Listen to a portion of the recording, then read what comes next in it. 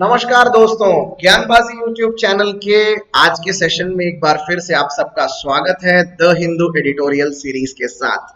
दिन है 21 सितंबर, सोमवार, और आज हम फिर से एक बार शुरू करने जा रहे हैं हमारी खास पेशकश द हिंदू एडिटोरियल सीरीज।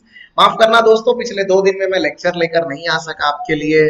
कोई बहाना नहीं है तबीयत का और ना ही कोई कोरोना का केस है। प्रॉब्लम यह है कि इस वक्त इतने ज्यादा असाइनमेंट्स हो चुके हैं कि दिन में 3-3, 4-4 से भी ज्यादा लेक्चर लेने पड़ रहे हैं, और उस वजह से समय की थोड़ी सी कमी हो गई थी। इसीलिए गुरुवार को और बुधवार को मैं लेक्चर आपके लिए नहीं बना पाया। लेकिन अब ऐसा नहीं होगा, मैं पूरी कोशिश करूंगा कि चीजों को बिल्कुल लेवल कर दिया जाए और स्मूथ वे में आपके लिए रोजाना द हिंदू एडिटोरियल का शानदार सेशन लाया जाए। वैसे आपके अभी तक के अनुभव कैसे रहे द हिंदू एडिटोरियल के साथ? आपकी रीडिंग मजबूत हुई या नहीं हुई? आपको अब द हिंदू पढ़ने के बाद कुछ समझ में आता है या नहीं आता है? हमें अपने एक्सपीरियंस से जरूर बताइएगा। बहरहाल हम आज के दिन की शुरुआत करते हैं एक शानदार थॉट के साथ, और निखिल सर का सेशन बिना थॉट के कैसे शुरू होगा यार। आते साथ जरा सेशन को लाइक शेयर करना सीख जाओ। Nothing best can be achieved without taking yourself out of comfort zone. जिंदगी में कुछ भी हासिल नहीं होता जब तक आप अपने आप को कंफर्ट जोन के बाहर ना निकालो। कितनी बढ़िया बात है दोस्तों। एक शेरनी को भी अगर अपने बच्चों को खाना खिलाना है तो उसको जंगल भर भटकना पड़ता है, शिकार करना पड़ता है, और तब जाकर वो अपने बच्चों का पेट भर सकती है। आप अगर सोचिए कि देश का हर एक युवा अगर अपने कंफर्ट जोन में बैठा रहे, माफ करना लेकिन पिछले कई सालों में एजुकेशन में मैंने ऐसे बहुत से स्टूडेंट्स देखे हैं जो अपना कंफर्ट जोन छोड़ने को तैयार नहीं। बच्चों के ख्वाब कैसे रहते हैं पता है? उनको एक 5-6 लाख की नौकरी चाहिए, बहुत बढ़िया। उसके बाद उनको वो नौकरी घर के जितने पास हो उतने पास चाहिए, उसमें उनकी पोजीशन बहुत अच्छी होनी चाहिए। उसके बाद नौकरी में उनका रुतबा भी मजबूत होना चाहिए, किसी ने कुछ बोल दिया तो वो सहन नहीं होगा उनको। नौकरी में छुट्टियां भी बहुत होनी चाहिए, और उसके बाद नौकरी में प्रमोशन ग्रोथ वो तो चाहिए ही चाहिए। अरे भैया, आप किस यूटोपिया में जी रहे हैं? अंग्रेजी का एक बहुत शानदार शब्द है यूटोपिया, UTOPIA। इसका मतलब होता है स्वर्ग का एहसास। भैया, जैसे यूटोपिया नहीं होते, ठीक उसी तरह से कंफर्ट जोन से बाहर निकाले बिना, खून पसीना एक किए बिना जिंदगी में कुछ हासिल नहीं होता। और अगर आप भी ऐसा कोई सपना देखते हैं तो बिलीव मी, आपकी मेहनत के बिना, निचोड़ कर आखिरी बूंद की मेहनत के बिना आपके साथ ये कभी कभी संभव नहीं होगा। ओके, आप मेरे साथ आज एक बहुत अच्छा मंत्रा, एक अच्छा स्टेटमेंट मेरे साथ रिपीट करिए। जहां जिस कैमरे के सामने आप बैठे हैं, जिस मोबाइल फोन के सामने आप बैठे हैं, आप मेरे पीछे पीछे ये दोहराइए। चलिए बोलिए, आई शेल स्ट्राइव। बोलिए भाई, I shall strive to get a job and prove my self worthy of it. I shall strive to get a job and prove my self to be worthy of it. मैं जिंदगी में एक बहुत कड़ी कोशिश करूंगा नौकरी पाने की, और उस नौकरी के योग्य बनने की। याद रखना, नौकरी अयोग्य इंसान को कभी नहीं मिलती, और मिल भी गई तो ज्यादा दिन तक टिकती नहीं है। इसीलिए मेहनत करिए, कड़ी मेहनत करिए। मेहनत के बाद जो मिलता है उस पल का आनंद ही कुछ और होता है यार। तो जरा कोशिश करिए। चलिए दोस्तों, आगे बढ़ते हैं। आज हमारे पास बहुत सी चीजें हैं, और जरा मार्केटिंग भी कर लेने दो यार। हमारे दाल रोटी का सवाल है। ठोको ताली भैया, कुछ बोला करो, अच्छे कमेंट्स लिखा करो। नालायको, कुछ लिखते नहीं हो कमेंट्स। आपको कैरी बेनाटी के वीडियो पे लाइक करने का टाइम है, आपको बीबी के वाइन्स के वीडियो पे लाइक करने का टाइम है, आपको अलग अलग बॉलीवुड सेलिब्रिटीज के फालतू वीडियोस देखने का टाइम है। लेकिन ऐसा वीडियो जो आपकी जिंदगी बदल सकता है, एक एजुकेशनल वीडियो, उसको लाइक शेयर सब्सक्राइब करने का टाइम नहीं यार। कमाल है यार, पराकाष्ठा बना के रख दी है। तो भैया, ऑनलाइन करियर काउंसलिंग आपके लिए अवेलेबल है। मेरे 10 साल के टीचिंग अनुभव आपको बहुत फायदा दे सकते हैं। अगर करियर रिलेटेड किसी भी समस्या से आप जूझ रहे हैं, अगर पारिवारिक सलाह आप चाहते हैं, या परिवार ऐसा है कि जो आपके करियर के साथ यानी बहुत सारी चीजें एडजस्ट नहीं कर पा रहा है, या अगर आप करियर चेंज करना चाहते हैं, पढ़ाई में मन नहीं लग रहा है, शादी होने की वजह से बहुत बड़ा गैप आ चुका है, दूसरी नौकरी छोड़कर अब दोबारा पढ़ाई शुरू करना चाहते हैं, या कोई भी इस तरह की समस्या, आप खुलकर बात करिए, कॉल करिए और एक बार आजमा कर देखिए। हकीम बाबा की दवाई है भैया, एक बार आजमाओ और अपनी जिंदगी फॉर परफेक्ट कर लो बिल्कुल। हाँ, अब सेंटा क्लॉज आपके लिए तोहफा भी लेकर आए हैं। अरे ताली बजाओ यार, बहुत बढ़िया तोहफा लेकर आए आज आपके लिए हम। क्या तोहफा लाए जरा देखो, जनरल अवेयरनेस का रामबाण इलाज। वाओ क्या बात है। रामबाण इलाज तो बैद्यनाथ के च्यवनप्राश में होता है, लेकिन उसके बाद अगर कहीं है तो वो हमारे पास है।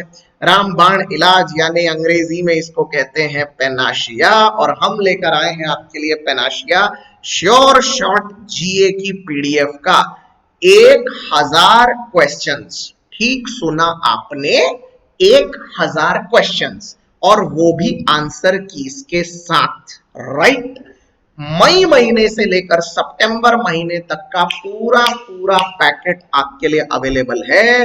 बेटा इतने 1000 क्वेश्चन जरा रट्टा मार लो, प्रैक्टिस कर लो, और कुछ ना हो सके तो पर्चियां वर्चियां बना के जैकेट में, पैंट में, बेल्ट में, सॉक्स में डाल के लेके जाओ।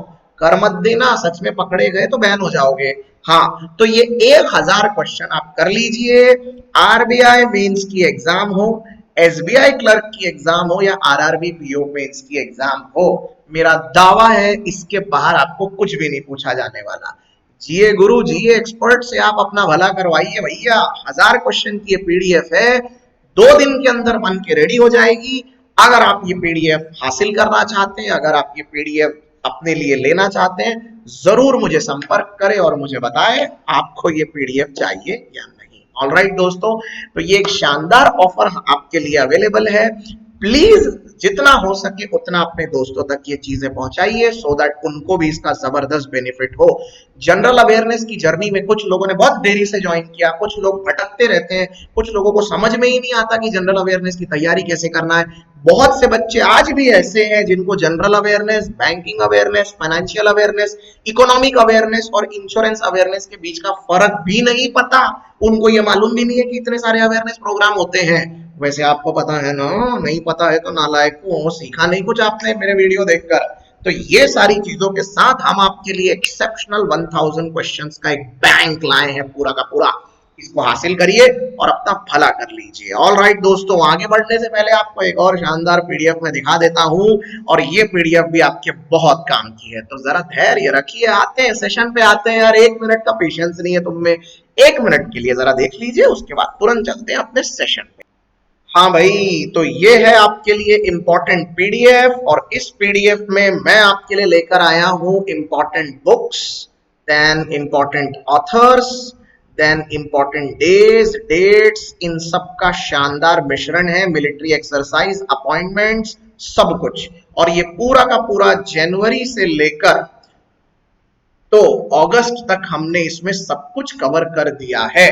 तो अगर आपको एक शानदार पीडीएफ चाहिए है तो आप मेरे नंबर पर कॉल करिए और ये शानदार पीडीएफ आप ले सकते हैं। सब कुछ कैटेगरी वाइज इसमें बना के रखा है, और बहुत बढ़िया ढंग से इसका कंपाइलेशन मैंने और मेरी टीम ने किया है। तो सबसे पहले तो ज्ञानबाजी की टीम के लिए भी जरा जोरदार तालियां बजा दो यार, आपके लिए बहुत मेहनत करते हैं बेचारे। और उसके साथ ही साथ करंट अफेयर्स में कोई ऐसी चीज नहीं जो हम अभी तक आपके लिए न ला पाए हो, बैंकिंग और इंश्योरेंस एग्जाम से रिलेटेड। नहीं तो पता चला इस तरह के दावे मैं करूंगा और आप कमेंट थ्रेड में उल्टा पुल्टा कुछ लिख दोगे, तो डोंट डू दैट। ओके, तो सारी चीजें अगस्त मंथ तक आपके लिए अवेलेबल है। पूरी पीडीएफ हमने आपके नजरों के सामने से घुमा दी है, जरा देखिए और अच्छे से इसकी तैयारी करके रख लीजिए। This is going to be a one-stop solution for your general awareness. All right, guys. चलिए, let us start with today's session. आपको जरा आज के सेशन में कौन कौन सी चीजें हैं और क्या क्या हम करने वाले हैं और आज का टॉपिक क्या है उसके बारे में जरा बता देते हैं। So let's have a look. दोस्तों, आज का जो टॉपिक है वो टॉपिक एक बेहद संवेदनशील और गंभीर मुद्दे पर है, और इस टॉपिक में लेखक ये कहने की कोशिश कर रहे हैं कि कितनी अलग अलग चीजें हैं जिससे मतलब आपको नफरत से भरे हुए स्पीच यानी क्या होता है ये जानने को मिलेगा। असल में ये पूरा का पूरा आर्टिकल आज इस बात पे बनाया गया है कि ऐसे भड़काने वाले भाषण पब्लिक में जब दिए जाते हैं, जिसमें आप किसी धर्म के ऊपर, किसी राजनीति के ऊपर, किसी कम्युनिटी के ऊपर, किसी जात के ऊपर, किसी लोगों के ऊपर अगर आप कोई टिप्पणी कर देते हो, तो उसके पीछे भारत का संविधान दरअसल क्या कहता है, क्या ये अलाउड है? क्या आप सच में खड़े होकर मंत्रियों को गाली दे सकते हो, किसी के धर्म को उल्टा पुल्टा कह सकते हो, किसी बात को लेकर आप मजाक बना सकते हो, उसकी मौकरी कर सकते हो? तो इसके पीछे दरअसल कानून क्या कहता है, कैसी लाइंस बनी हुई हैं जिसके आगे मर्यादा का उल्लंघन हो जाता है और जिसके अंदर अगर हम रहें तो बातें नॉर्मल मानी जाती हैं। आज के इस आर्टिकल में आपको इन सारी चीजों के बारे में जानने को भी मिलेगा और आपको संविधान समझने का भी एक अच्छा मौका मिलेगा, जहां पर इन सब चीजों की बारीक जांच हो सकती है।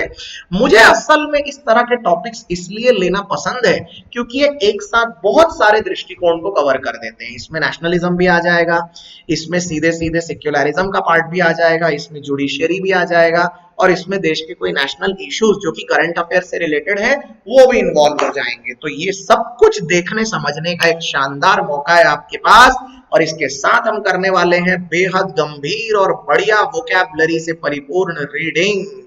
और वोकैबुलरी तो हम हर बार करते ही हैं और वोकैबुलरी का कलेक्शन भी आपके लिए लेकर आते रहेंगे। दोस्तों, आज के आर्टिकल में मेरी आपसे हाथ जोड़कर विनती है कि प्लीज सुनना मत, आज आप नोटबुक लेके बैठो क्योंकि बहुत सारे वर्ड्स ऐसे हैं जो आपके सर के ऊपर से बाउंस हो जाएंगे। तो आज वोकैबुलरी सीखने का एक अच्छा मौका है और रीडिंग कितनी फर्स्ट क्लास होनी चाहिए और उस रीडिंग के हिसाब से चीजों के मतलब कैसे निकालने चाहिए उसका आपको एक ज्वलंत उदाहरण आज हम पेश करेंगे। तो चलिए विदाउट वेस्टिंग टाइम सीधे सीधे शुरू करते हैं। अपनी जो भी नौकरी आप जिंदगी में पाना चाहते हैं उस नौकरी के ख्वाब देख लो, एक बार अपने आप को सूट बूट टाई में देख लो, नोटबुक निकालो, आज की तारीख डालो और सीधा शुरू करो। हेडिंग डालो, define the contours of hate speech और let us begin with the कार्यक्रम। यस दोस्तों, तो टॉपिक का नाम जैसा कि आप सब जानते ही हैं, define the contours of hate in speech. Okay, contours का मतलब होता है वेरीड चीजें, अलग अलग चीजें, वेरीड अलग अलग चीजें। तो कहने का मतलब ये है कि नफरत से भरे हुए भाषण की अलग अलग वैरायटीज क्या क्या है, उसमें विविधताएं क्या क्या है। नफरत तो नफरत होती है, लेकिन उस नफरत में भी कम नफरत, ज्यादा नफरत, किसी एक चीज से नफरत, पूरे समाज से नफरत, ऐसी अलग अलग कैटेगरीज बना के रख दी है भैया। और उस वजह से उसका फायदा उठाकर बहुत सारे ऐसे बोलने वाले वक्ता, ब्लास्फेमस वक्ता सच में कानून की आड़ लेकर बचकर निकल जाते हैं और समाज में दंगे फसाद हो जाते हैं। राइट, चलिए आगे देखते हैं। The Sudarshan news case is a chance to infuse clarity on offensive speech. आज जो मैंने पोस्टर रिलीज किया है उसमें मैंने सुदर्शन न्यूज के बारे में भी एक जिक्र किया है कि यह मामला दरअसल शुरू हुआ था सुदर्शन न्यूज नाम के एक न्यूज चैनल से और वहां से हमको ऑफेंसिव स्पीच, ऑफेंसिव का मतलब होता है आपत्तिजनक, लिख रहे हो ना, लिखते चलो, ये सब वन वन मार्क के लिए आपको वोकैबुलरी में पूछे जाएंगे। हेट स्पीच, नफरत से भरी हुई speech, and the exceptional cases, और ऐसे उदाहरण जहां पर एक्सेप्शनली किसी चीज को ग्रांट किया गया होगा वो हमको जानने को मिलेगा। आज जो हमारे ऑथर हैं उनका नाम है सुहरीत पार्थ सारथी और ये मद्रास हाईकोर्ट से एसोसिएटेड रहे हैं। बहुत शानदार प्रोफाइल है और बहुत गंभीर विषय पर ये लिखते आए हैं। तो चलिए देखते हैं ये क्या कहते हैं। On Tuesday the supreme court of India injuncted, जो वर्ड जरूरी है उन सबको मैं अंडरलाइन करता चल रहा हूं, injuncted an Hindi language television channel Sudarshan news from continuing its broadcast of a series titled Bindas Bol. Supreme court ने एक ऑर्डर पास किया। इंजेक्टेड का मतलब होता है ऑर्डर देना किसी काम को करने अथवा ना करने के लिए। फिर से सुनो, इंजेक्टेड, इंजेक्टेड नहीं, इंजेक्टेड, JU, इंजेक्टेड का मतलब होता है ऑर्डर पास करना किसी काम को करने या ना करने के लिए। तो सुप्रीम कोर्ट ने एक ऑर्डर पास किया Hindi language television channel Sudarshan news के लिए कि वो अपना ब्रॉडकास्ट सीरीज जो है बिंदास बोल नाम का, राइट, तो ये बिंदास बोल नाम का जो है इसके ऊपर उन्होंने सीधे सीधे ऑर्डर जारी कर दिया। This decision marked a departure from an order delivered on 28th of August when the court said it must be circumspect in imposing any prior restraint on speech, especially since statutory authorities were vested with the powers to ensure compliance of law. Right? देखिए, कहने का मतलब ये हुआ कि 28 अगस्त के अपने निर्णय में सुप्रीम कोर्ट ने इस बात के सीधे सीधे फरमान सुनाए कि भाई आपको यानी न्यूज चैनल को, सुदर्शन न्यूज वाले को सरकमस्पेक्ट रहना चाहिए। सरकमस्पेक्ट का मतलब होता है केयरफुल रहना चाहिए, रिस्क लेने से बचना चाहिए। सरकमस्पेक्ट का मतलब होता है केयरफुल रहना, किसी चीज के झमेले में ना पड़ जाना। ओके, तो सरकमस्पेक्ट रहना चाहिए in imposing any prior restraint on speech. Right? जब भी किसी मतलब यानी किसी भड़काऊ चीज को जब आप सामने देखते हो तो उसके ऊपर रिस्ट्रेंट लगाने के लिए आपको सतर्क रहना चाहिए। राइट? अब रिस्ट्रेंट का मतलब क्या होता है दोस्तों? रिस्ट्रेंट का साफ मतलब होता है टू कीप कंट्रोल। ओके, तो बातों पे कंट्रोल, भाषण पे कंट्रोल होना चाहिए, specially since statutory authorities were vested with the powers to ensure compliance of the law. Specially तब जब ऑलरेडी बड़ी बड़ी सरकारी पोजीशंस इसके ऊपर काम कर रही है और वो इसके ऊपर ऑलरेडी कानून बना सकती हैं। राइट? तो स्वाभाविक सी बात है कि एक न्यूज चैनल को अपने हद में रहना चाहिए, ये बोलने की कोशिश थी। लेकिन इतना बोलने के बावजूद हुआ क्या? ठीक उल्टा। But circumstances change. Following the courts original order 4 episodes in the series were aired. चार चार एपिसोड जो हैं वो तब भी रिलीज कर दिए गए। किस चीज के? ये बिंदास बोल नाम के सीरियल के 4 एपिसोड रिलीज कर दिए गए। Okay, portraying what the channel described as a jihadi conspiracy by Muslims to infiltrate India civil services. और मुद्दा क्या दिखाया गया उस न्यूज चैनल में कि इंडिया की जो सिविल सर्विसेज की एग्जाम होती है, यूपीएससी वाली एग्जाम होती है, पीएससी वाली एग्जाम होती है, उस एग्जाम में किस तरह से मुस्लिम जिहाद छाया हुआ है और वो किस तरह से एक एक चीज में इन्फिल्ट्रेट कर रहा है। इन्फिल्ट्रेट का मतलब होता है किस तरह से घूसपैठ करता जा रहा है। ये ऐसी चीजें न्यूज चैनल पे दिखा रहे हैं, बताओ, सुदर्शन न्यूज में। और लोगों को इससे तो भड़कने का मौका मिल जाएगा। ऐसे में हिंदू और मुस्लिम्स में एक और दरार पैदा हो जाएगी। वैसे ही दरारें कम है क्या? और इसके वजह से अगर मान लो दंगे हो गए तो ये जो भाषण है ये एक हेट स्पीच कहलाएगा। और इसके ऊपर देश में क्या कानून है वो हमको समझना है आगे। आपको पूरा एजेंडा क्लियर हुआ? समझ में आ रहा है कि नहीं मैं क्या बात कर रहा हूं? आगे देखिए। To this allegations, the show added a number of evidently false statements. For example, it claimed that the upper age limit for Hindus attempting the civil services examination is 32 years, while the age limit for Muslim is 35. बताइए, कमाल की बात है।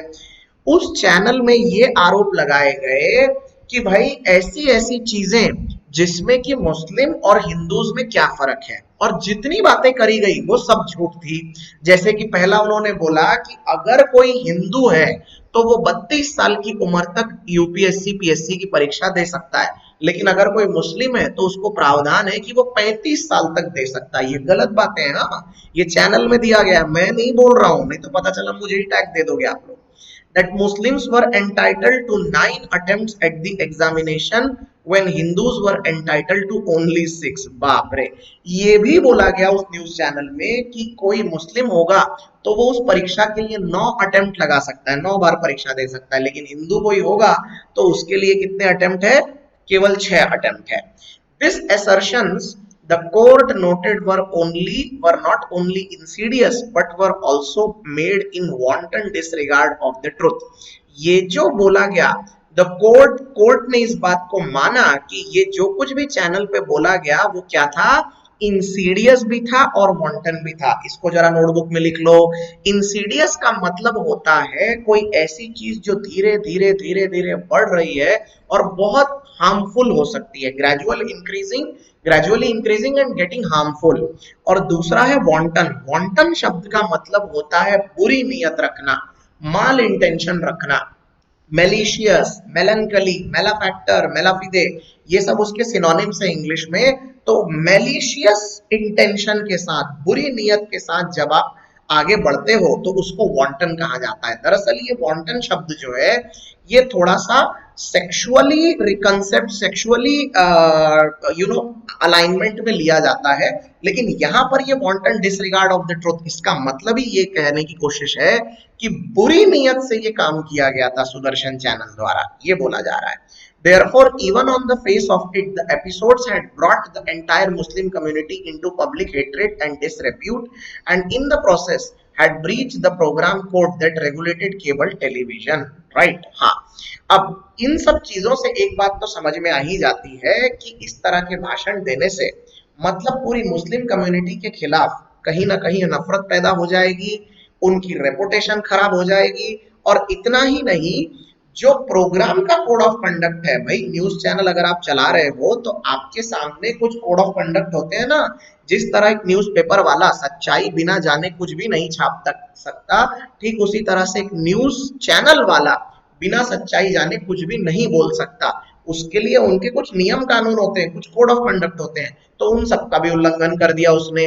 आगे देखिए, डिलिनेटिंग the ambiguous, डिलिनेटिंग का मतलब होता है डिस्क्राइब करना, डिस्क्राइब करना, और एम्बिगस का मतलब होता है confused, confused. Okay, the channel's contempt for facts and its attempt to denigrate Muslims might appear to be an obvious case of hate speech. Channel का जो कंटेम्प्ट था, ओके, मतलब जिस तरीके से चैनल इन बातों को आगे लाकर रखने की कोशिश कर रहा है, वो कहीं ना कहीं एक नफरत से भरे हुए स्पीच की तरफ इशारा कर रहे हैं। But our laws present several complications when an attempt is made to distinguish permissible speech from hateful criminal conduct. लेकिन प्रॉब्लम ये है, सबसे बड़ा प्रॉब्लम, अब इस बात को ध्यान से सुनना, कि हमारा जो आज का न्याय का जो ढांचा है, लॉ का जो स्ट्रक्चर है, उसमें कहीं पर भी ये प्रावधान नहीं है कि नफरत से भरे हुए स्पीच और आपत्तिजनक स्पीच के बीच में एक डिफरेंस लिया जाए। ठीक है, मैं आपको आगे समझाता हूं ये क्या बोल रहा है। नफरत से भरे हुए स्पीच जिससे सीधे दंगे हो सकते हैं, और आपत्ति उठाए जाने वाले स्पीच जिसमें केवल लोगों को ऑब्जेक्शन हो सकता है, उन दोनों चीजों में फर्क क्या है उसको क्लैरिफाई नहीं किया गया है। This case therefore represents something of an opportunity to infuse clarity in our legislation by identifying the distinction between merely offensive speech and hate speech, and by making clearer still those categories of exceptional cases where the constitutional permits prior restraint. Okay, कहने का मतलब ये हुआ कि बहुत कम फर्क बचता है किन चीजों में, ऑफेंसिव स्पीच में और हेट स्पीच में। ऑफेंसिव का मतलब होता है आपत्तिजनक, और हेट स्पीच का मतलब होता है नफरत से भरा हुआ स्पीच। ओके, ताकि हमको समझ में आए कि दोनों के बीच में फर्क क्या है, और इसको पता करने के लिए एक्सेप्शनल केसेस हैं, और वो भी मतलब कहीं ना कहीं कॉन्स्टिट्यूशन ने परमिट कर दिए हैं प्रायर रिस्ट्रेंट के लिए। मतलब कहीं ना कहीं उन सारे केसेस के थ्रू हम आने वाले समय में जो खराब परिस्थिति होती है उसको रोकने की कोशिश कर रहे हैं। रिस्ट्रेंट का मतलब होता है रोकना। To be sure, this exercise has been delicately handled, but that is fraught with difficulties, okay, must not deter the court from delineating what has long remained ambiguous. Okay, that is fraught with difficulties must not deter the court from delineating, okay, what has remained ambiguous. लेकिन इतना सब कुछ होने के बावजूद court को कहीं से भी फ्रॉड नहीं होना चाहिए। फ्रॉड का मतलब होता है घबराना। फ्रॉड आप तो पता ही है, फ्राइटन का मतलब घबराना। तो फ्रॉड विद डिफिकल्टीज, तो कोर्ट को ये नहीं सोचना चाहिए कि भाई जाने दो, मतलब जैसा चल रहा है वैसे चलने दो, बल्कि कोर्ट को लोगों के मन में जो कंफ्यूजन है हेट स्पीच और ऑफेंसिव स्पीच के बीच में, उसको क्लियर करने के लिए स्पष्ट गाइडलाइन बनानी ही चाहिए, जरूर बनानी चाहिए। नहीं तो ऐसे में तो कोई कुछ भी बोलकर भाग जाएगा। बड़े बड़े मंच में कोई किसी को भी गाली दे देगा, बड़े बड़े मंच में कोई किसी के भी धर्म के ऊपर उंगली उठा के कोई भी बकवास बातें करके चला जाएगा, और हमको वो सारी चीजें एक्सेप्ट भी करनी पड़ेंगी। आपको याद है ना, बहुत सारे एक बीच में किसी एक लड़की का वीडियो वायरल हो गया था, जो असदुद्दीन ओवैसी साहब के एक बड़े से रैली में भाषण चल रहा था, और वहां पर वो आ गई और माइक पकड़ के उसको कहने लगी, मतलब हिंदुस्तान मुर्दाबाद के नारे लगाने लग गई, पाकिस्तान जिंदाबाद के नारे लगाने लग गई। और उसके बाद तुरंत फिर ओवैसी साहब आए और ओवैसी साहब ने बोला कि प्लीज आप ये सब मत बोलिए। हम भारत में रहते हैं और हम भले भारत की सरकार को अलग अलग चीजों पर हम उनको क्रिटिसाइज करते हैं, लेकिन भारत के खिलाफ हम कभी कुछ नहीं बोलना चाहते। हम पाकिस्तान जिंदाबाद क्यों बोलेंगे भाई, हम नहीं बोलना चाहते पाकिस्तान। और उन्होंने फिर क्लैरिफिकेशन दिया। अब इस तरह की जो चीजें होती है ना दोस्तों, ये बहुत ब्लास्फेमस हो जाती है, बहुत भड़काने वाली हो जाती है। मैं मंत्रियों के नाम नहीं लेना चाहता, आप मेरे से ज्यादा अच्छे से जानते हैं, आप यूट्यूब पे ऐसे हजारों वीडियोस देखते होंगे जहां पर इस तरह की नफरत वाली चीजें बहुत इजीली भड़काई जा सकती है। और इसका नतीजा क्या होता है दोस्तों, एक बार अगर गलत बातें फैल गई, एक बार अगर गलत कॉन्सेप्ट फैल गया, व्हाट्सएप पे कोई बकवास चीजें वायरल हो गई, तो हमारे देश का युवा ऐसा है कि जो बिना सोचे समझे, बिना संयम, बिना बुद्धि, बिना विवेक यूज किए तुरंत उसके ऊपर रिएक्ट करता है और देखते ही देखते दंगा भड़कने लगता है। आप इस बात का एक अच्छा उदाहरण ले लीजिए आज मेरे से, कभी भूलेंगे नहीं आप जिंदगी में। जब अयोध्या में राम मंदिर बनने वाला था, उसके कई समय पहले, यानी मैं बात कर रहा हूं 1987-88 के जमाने की, उस जमाने में लाल कृष्ण अडवाणी साहब एक बहुत बड़ा पॉलिटिकल फिगर हुआ करते थे, आज भी हैं खैर, लेकिन अब अपनी उम्र की वजह से थोड़े शांत रहते हैं। तो उन दिनों तो मतलब वो एक बहुत बड़े पावरफुल लीडर हुआ करते थे। उन्होंने गुजरात के द्वारका से एक राम रथ यात्रा निकाली थी, और उस रथ यात्रा में 10,000 किलोमीटर कवर करके वो सीधे सीधे अयोध्या पहुंचने वाले थे, और अपनी पार्टी के लिए और राम मंदिर के लिए वो सीधे वोट मांगना चाहते थे। उन्होंने ये रैली की, जहां से भी उनकी रैली गुजरती थी वहां हिंदू और मुस्लिम के झगड़े हो जाते थे। धर्म को लेकर चल रही गड़बड़ियों के वजह से, धर्म को लेकर चल रही मिसअंडरस्टैंडिंग के वजह से, और किसी एक कम्युनिटी को ऐसा लगता था कि हमारे चीजों को छीन कर इनको दिया जा रहा है, इनकी चीजें छीन कर हमको दिया जा रहा है। अब ये जो कुछ होने लगा, ये चलता चला गया, चलता चला गया। जहां से भी रैली गुजरती थी वहां दंगे हो जाते थे। फाइनली इस रैली को समस्तीपुर बिहार में रोक दिया गया, क्योंकि उस समय चीफ मिनिस्टर थे लालू प्रसाद यादव, और लालू प्रसाद यादव ने लाल कृष्ण अडवाणी जी का रथ वहां से आगे बढ़ने ही नहीं दिया। उन्होंने बोल दिया कि नहीं, ये सब ब्लास्फेमस चीजें, भड़काऊ भाषण देकर चीजें बिगाड़ दी जाती हैं, तो इसको यहाँ पर रोक दिया जाए। अब ये जो चीजें हैं, इसमें मैं अपना कोई भी पॉइंट ऑफ व्यू नहीं रख रहा, कौन सही है कौन गलत है ये तो समय तय करता है, लेकिन इस तरह की चीजें राजनीति के थ्रू सामने आती है और धार्मिक एंगल लेकर पब्लिक को बहुत ज्यादा बरगला देती है, भड़का देती है। समझ में आ रहा है आपको ये सब? A working definition of hate speech will have to be gleaned by interpreting by our laws in conjunction with the constitutional right of free speech. Gleaned by interpreting. What do you mean by glean? Glean का मतलब क्या होता है? Glean का मतलब होता है अलग अलग sources से निकाला गया, obtained from various sources, right?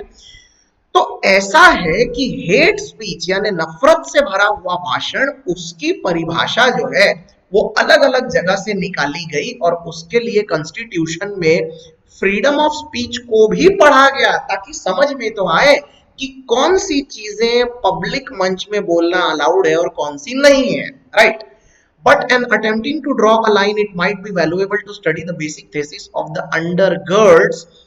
thesis that undergirds the consensus across most liberal democracies, with the notable exception of the United States, on why states must deny protection of hate speech. Okay, कहने का मतलब ये कि अब ये भी देखा गया कि सबसे ज्यादा बेसिक वैल्यूएबल चीजें कौन कौन सी है, जिससे हमको ये समझ में आए कि किस तरीके से डेमोक्रेसी को बचाया गया है स्ट्रॉन्ग सपोर्ट देकर। यहां पर देखो एक वर्ड है बहुत प्यारा इंग्लिश का, अंडरगर्ड्स। अंडरगर्ड्स, राइट? इसका मतलब होता है कोई बेस लगा के किसी चीज को आधार दे देना, मजबूत कर देना। तो डेमोक्रेसी को मजबूत करने के लिए ऐसी कौन कौन सी चीजें like a good provision available है डेमोक्रेसी में, और जिसमें कि अमेरिका का ही एक उदाहरण है जो एक्सेप्शनल है, जहां पर हेट स्पीच आप दे सकते हो, कोई आपत्ति नहीं है। These views is predicated on a philosophical defense which is perhaps best exemplified in the works of the scholar Jeremy Waldron. लेकिन इन बातों का एक बहुत सही मतलब प्रयास किया है जेरेमी वॉल्टन नाम के एक प्रोफेसर ने, और उन्होंने हेट स्पीच के ऊपर बहुत अच्छी पढ़ाई की है। तो वो क्या बोलते हैं जरा एक मिनट सुन लेते हैं। Waldron's definition of hate speech refers to utterance that incite violence, hatred or discrimination against people in the basis of their collective identity, be it race, ethnicity, religion, gender or sexuality।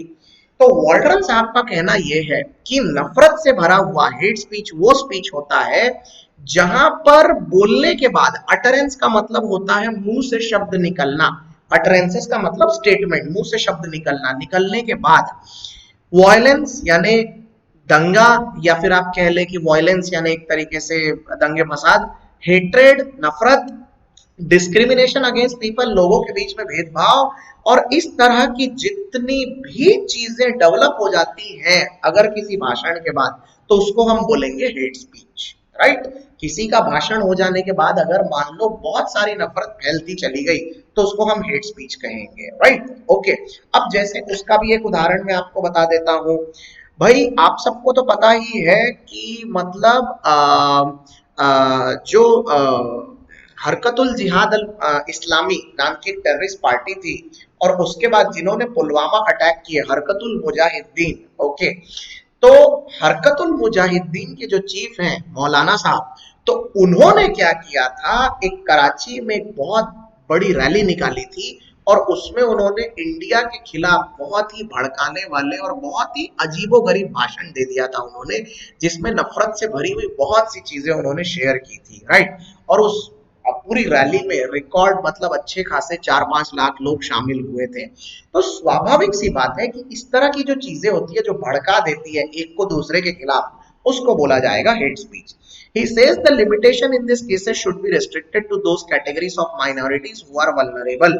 Under this conception, a merely offensive statement would not qualify as hate speech. For example, a mockery of Buddhism tenets tenets, okay, ये tenets का मतलब होता है practice करना, किसी धर्म की अलग अलग चीजों को प्रैक्टिस करना, would not be illegal simply because it offends the sensibilities of its practitioner. On the other hand, speech that describes all Buddhists as amoral would qualify। हाँ देखो ये लाइन बहुत बढ़िया है दोस्तों, मतलब ये पूरे पैसेज का एक जिस्ट बता रही है। ये बोल रही है ये लाइन कि आपको यह समझना होगा कि नफरत वाली स्पीच और आपत्तिजनक स्पीच में फर्क क्या है। तो उन्होंने एक उदाहरण दिया है, उन्होंने बोलने की क्या कोशिश की है जरा सुनो। वो बोल रहे हैं कि अगर मान लो कोई बौद्ध धर्म को मानता है और बौद्ध धर्म के ऊपर अगर हम कोई मजाक बनाते हुए उनकी किसी प्रकार की कोई प्रैक्टिस या उनके कुछ लोगों के ऊपर अगर हम कुछ बोल दें तो उसको नफरत वाली स्पीच नहीं माना जाएगा। लेकिन अगर आप पूरे के पूरे बौद्ध धर्म को स्ट्रक्चरली गलत बता देते हो, अगर आप ये बोलोगे कि पूरा का पूरा धर्म बेसलेस है, अमोरल है, प्रिंसिपल्स नहीं है, नो मॉरल सेंस, हाँ, तो फिर उसको हेट स्पीच माना जाएगा। आप इस तरीके से बात नहीं कर सकते। समझ में आ रहा है आपको? ये केवल एक उदाहरण है, राइट। हाँ, भारत में भी धर्म के नाम पर चीजें कितनी भयानक और कितनी जल्दी भड़क जाती है, इसके बारे में तो आपको पूरा अंदाजा है ही। Similarly, a work of satire on a religious figure that outrages the sentiments of his followers will be safeguarded, but speech that vilifies an entire community by describing them says as anti-national would go unprotected। हाँ, ठीक वैसे ही अगर मान लीजिए religious figures यानी कोई धार्मिक figure है, कोई बहुत बड़े, मान लो कोई संत बाबा, किसी का भी नाम ले लो आप, अगर आप उनके बारे में कुछ बोल देते हो तो उसको हम एक हेट स्पीच में नहीं कंसिडर करेंगे। लेकिन अगर आप पूरे के पूरे धर्म को ही गलत बता देते हो, हाँ, तो फिर उसको फिर अनप्रोटेक्टेड माना जाएगा और एंटी नेशनल डिक्लेयर किया जाएगा। जैसे एक उदाहरण ले लीजिए, अभी जैसे आसाराम बापू को जेल हो गई या बाबा राम रहीम, इनको जेल हो गई, आपने उनके बारे में कुछ बोला तो fine, it can not be considered as a hate speech. हाँ, लेकिन अगर आप ये बोलेंगे कि हिंदू धर्म में ऐसे ही प्रकार के सारे लोग निकलते हैं और स्ट्रक्चरली ये सब कुछ गंदा है, खराब है, हाँ, तो वो बिल्कुल बर्दाश्त के बाहर है, वो बिल्कुल हेट स्पीच में आएगा। समझ में आ रहा है आपको? इसकी कैटेगरी बना के रखी गई है। आखिरी बात, this is because hate speech as Professor Waldron argues attacks two key tenets of a democratic republic: the guarantee of equal dignity to all and the public good of inclusiveness। Right? Professor Waldron का कहना है कि इस तरह की चीजों को hate speech में इसलिए डाला जाएगा क्योंकि ये समाज के दो बड़े बड़े कानूनों का उल्लंघन करते हैं। पहला, इक्वल डिग्निटी टू ऑल। हम डेमोक्रेसी में इस बात की प्रॉमिस करते हैं कि समाज में हर किसी के लिए एक जैसी इज्जत रहेगी। ये व्यक्ति हिंदू है करके इसको बहुत ज्यादा इज्जत मिलेगी, या मुस्लिम है करके इसको कम इज्जत मिलेगी, कोई सिख है करके कम इज्जत मिलेगी, बौद्ध है करके बहुत ज्यादा इज्जत मिलेगी, जैन है करके कम मिले, ऐसा कुछ भी नहीं है। हमारे देश में हर किसी को सेम डिग्निटी है। तो अगर आप किसी धर्म के ऊपर उंगली उठाते हो तो ये लेवल कम ज्यादा हो सकता है। और दूसरा, public good of inclusiveness. Public good of inclusiveness का मतलब ये हुआ कि यानी लोगों को जो चीज पसंद है, जो पब्लिक के लिए सही है, उसको इन्वॉल्व किया जाए, ताकि धर्म के नाम पर भड़कना बंद हो और इंसानियत सबसे पहले उभर के सामने दिखाई दे। समझ में आ रहा है आपको? हाँ। Now down side to more speech. Professor Walter Thesis has been met with substantial resistance for the First Amendment scholar in America. They urge that censorship is a bottomless pit that is impossible to conceive bright lines, rules that can distinguish between speech that only offends and speech that arouses hatred. हाँ, तो professor साहब का कहना है कि censorship जो होती है कि भाई अगर आपने कोई भड़काऊ भाषण दिया तो उसको सेंसर कर दो। सेंसर का मतलब होता है उसके ऊपर बैन लगा दो, कट कर दो। ये सारी चीजें जो होती है वो एक बॉटमलेस पिट की तरह है, यानी एक ऐसा बर्तन है जिसमें नीचे से पूरा खाली है, बिन पेंदे का लोटा जैसे हम कहते हैं ना, उस तरह से। It is impossible to conceive bright line rules that can distinguish the speech that offends and the speech that arouses hatred. नफरत वाले स्पीच और जो यानी ऑफेंसिव स्पीच है, उन दोनों के बीच में फर्क दिखाने के लिए। They do not deny that a right to absolute freedom of speech can be abused, but they believe the only answer to misused freedom is more speech. While there is some merit in this response, it ignores at least three significant factors. Okay, अब उसमें तीन अलग अलग चीजें हैं जिसके बारे में उन्होंने समझाया है कि किस तरीके से क्लासिफाई किया जाना चाहिए। तो उन्होंने क्या बोला है जरा देख लेते हैं। One, that even under the First Amendment, not all speech is equal. Commercial speech, libel and fighting words are afforded a low standard of protection. हाँ, अभी देखो, अब इस बात को जरा समझो। समाज में हर चीज के एक्सेप्शन नहीं होते। अगर आपने कोई भड़काने वाली स्पीच दे दी है, कमर्शियल स्पीच है, कमर्शियल का मतलब होता है जिससे आपको कमर्शियली फायदा हो रहा हो। लाइबल, लाइबल का मतलब होता है दोस्तों जिसमें आपने आरोप लगा दिया है और बेबुनियाद आरोप लगा दिया है, एकदम सरासर झूठ बोल दिया है, राइट। जैसे एक एक मान लीजिए कि एक एक्सेप्शनल केस ले लीजिए कि कोई एक मिनिस्टर, ओके, लेट अस से कि यानी कोई ऐसी चीज बोलता है जो कि हुई ही नहीं है। सीधे सीधे आरोप लगा दिया गया किसी मंत्री के ऊपर कि यस 500 करोड़ रुपए की रिश्वत आपने खाई है। अरे लेकिन क्या बेसिस है? आपके पास कोई सबूत है? किस बारे में बात कर रहे हो? अपने मन से हवा में आप कुछ भी बोल दोगे तो उसको हम लाइबल स्पीच मानेंगे, right. And fighting words are afforded a lower standard of protection. तो इस तरह की जो स्पीच होती है उसके लिए संविधान में कोई प्रोटेक्शन नहीं है, उसके ऊपर फिर सुनवाई हो सकती है, कार्रवाई हो सकती है। Two, that almost all laws are matter of construction. After all, most European democracies adopt principal standards that distinguish hate speech from merely offensive और रिवर्बेटिव स्पीच। हाँ, अब देखिए कहने का मतलब ये हो गया कि दूसरी चीज ये है कि आपको ये भी समझना होता है कि कहीं आपका दिया हुआ स्पीच कोई रिवर्बेटिव स्पीच तो नहीं है। रिवर्बेटिव स्पीच का मतलब होता है unattractive and objectionable. Unattractive and objectionable, ये वर्ड आपने लिखा या नहीं लिखा नोटबुक में, राइट? हाँ, बार बार वोकैबुलरी के वर्ड आ रहे हैं इसलिए इसको सबको कवर करते हुए मैं चल रहा हूं, तो आप प्लीज थोड़ा शांति से समझते चलिए, सुनते चलिए। यहां तक सारी बातें आपको समझ में आई कि नहीं आई?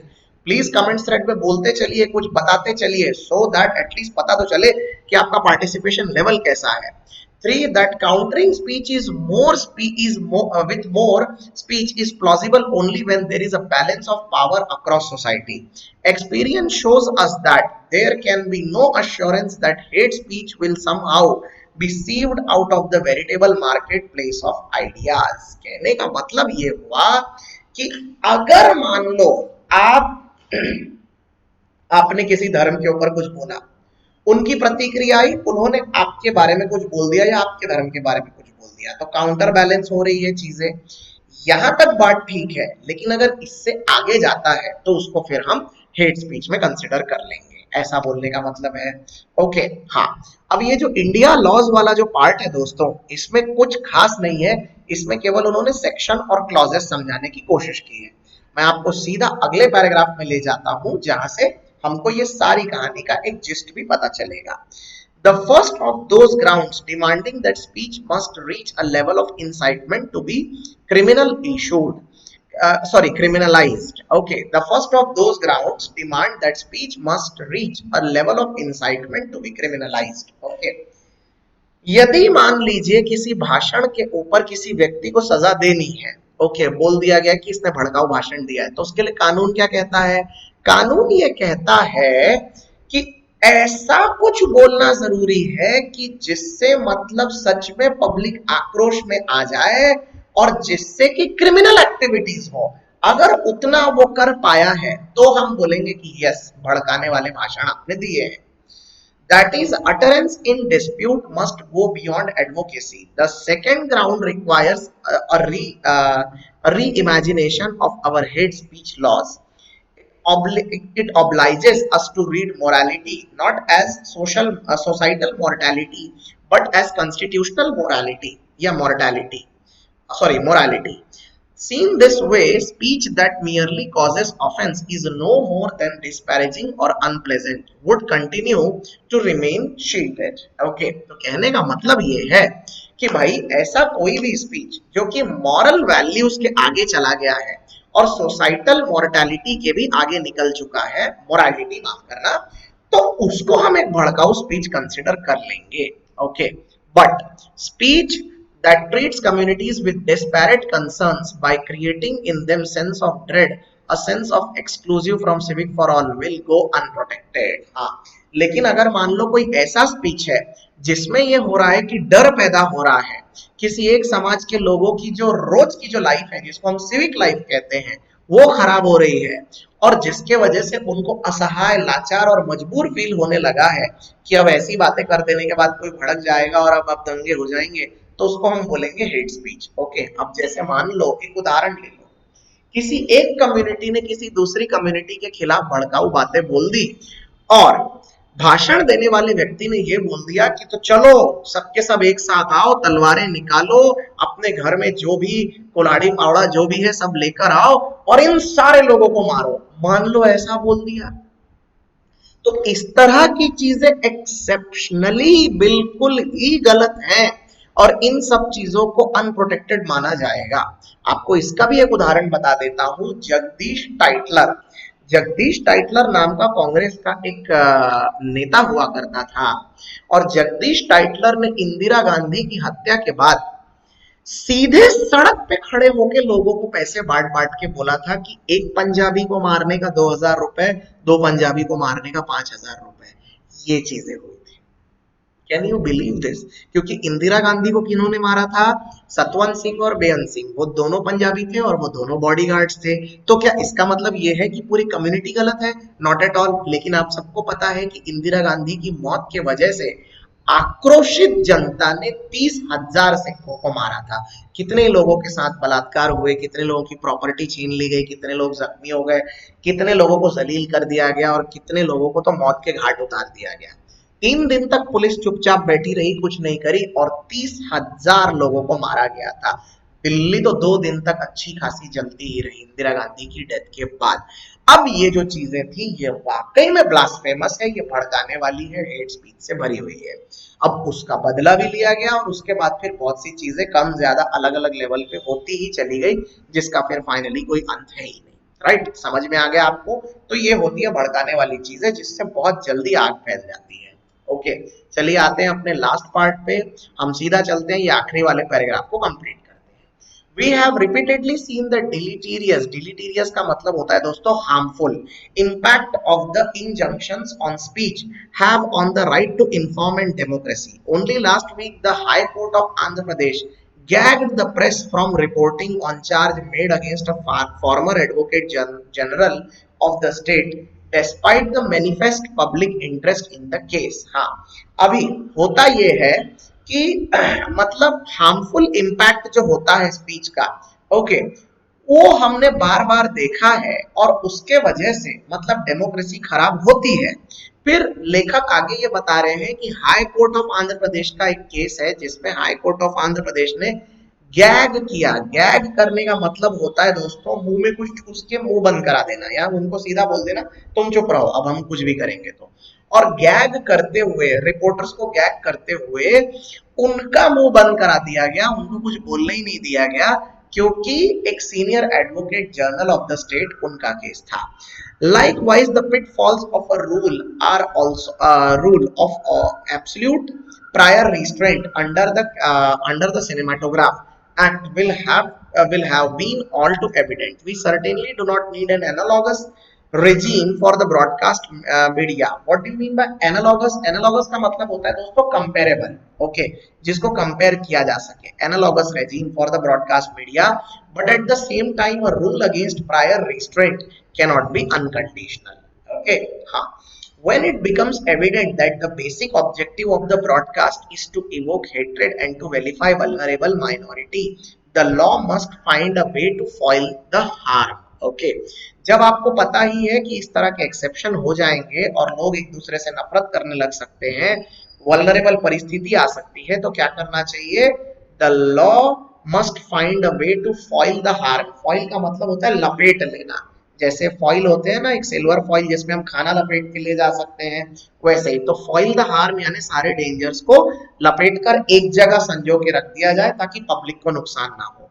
A lot will ride on how the court strikes this balance of hate speech and uttered not only leaves from little room for restitution that can also ramify to serve all manners of undemocratic ends. ये रहा restitution और ये रहा रेमिफाई। अब restitution का मतलब क्या होता है दोस्तों? कि अपनी परिस्थिति में दोबारा लौट आना, restore to the original. And ramify, what do you mean by ramify? Ramify का मतलब होता है किसी चीज के असर फैल जाना और बहुत सारे अलग अलग ब्रांचेस निकल पड़ना उसके। ओके, तो आखिरी वाले पैराग्राफ का जरा मतलब समझ लीजिए एक बार। A lot will ride on the court strike this balance. बहुत सारे लोग इस बात पे डिपेंड कर रहे हैं कि कोर्ट का निर्णय कैसा लगता है, उससे हम समझेंगे कि हेट स्पीच क्या होती है और ऑफेंसिव स्पीच क्या होती है। Okay, for hate speech, once uttered not only leaves little room for restitution, but also ramify to serve all manners of undemocratic ends. Okay, कहने का मतलब ये हो गया कि जो हेट स्पीच है वो उससे क्या हो जाएगा? रेस्टिट्यूशन लाना पड़ेगा ताकि चीजों को वंस अगेन पुनः व्यवस्थित किया जाए, और रेमिफाई करना पड़ेगा। और रेमिफाई का मतलब होता है सीधे सीधे ऑन शोर में आकर या फिर ऑफशूट में आकर काम करना। राइट, हाँ। तो आपको समझ में आया पूरा का पूरा आर्टिकल? मैं मानता हूं कि बहुत सी चीजें इसमें ऐसी रही जो कि थोड़ी सी एक्सेप्शनल रही आपके लिए भी, और जिनको पढ़ने में हो सकता है कि बहुत ज्यादा आकर्षक ना लग रहा हो, बहुत ज्यादा मजा ना आ रहा हो। लेकिन सच बात तो यही है कि इस तरह के मुद्दे ऐसे ही टॉपिक पर आते हैं और इस तरह की चीजों को ऐसे ही करवाना भी पड़ता है। तो ये था हमारा आज का सेशन। उम्मीद करता हूँ आपको कंप्लीटली पसंद आया। जाने से पहले सेशन को लाइक, शेयर और सब्सक्राइब करना मत भूलिएगा। ज्ञानबाजी पर अंत तक बने रहने के लिए आपका बहुत बहुत बहुत धन्यवाद दोस्तों। तो जाने से पहले बस आपको दिल से एक बार फिर से थैंक यू बोल दे, जैसा कि हम हर बार बोलते आए हैं। तो ये रहा आपके लिए थैंक यू नोट और हमारी ये शानदार टेलीग्राम चैनल की लिंक के साथ। ये टेलीग्राम चैनल की लिंक आप ज्वाइन करिए आज ही। हमारे टेलीग्राम चैनल और ज्ञानबाजी चैनल को भी ज्वाइन करिए। इसमें ऑलरेडी 2285 स्टूडेंट्स एडेड हैं। आप भी ज्वाइन करिए और हमारे जीके पीडीएफ मटेरियल का और जीके के जितने अलग अलग मटेरियल हम बना रहे हैं उसका भरपूर फायदा उठाइए। ऑलराइट दोस्तों, तो चलिए कल मिलते हैं किसी नए टॉपिक के साथ जिसमें हम कोई नई चीजों को समझने की कोशिश करेंगे और अपनी अंडरस्टैंडिंग, वोकैबुलरी तीनों को डेवलप करेंगे। तो चलिए देखते हैं कल के आर्टिकल के साथ नए सेशन को। ऑलराइट, तब तक के लिए बहुत बहुत शुक्रिया। अपना बहुत बहुत ख्याल रखिएगा। मिलते हैं, बाय बाय।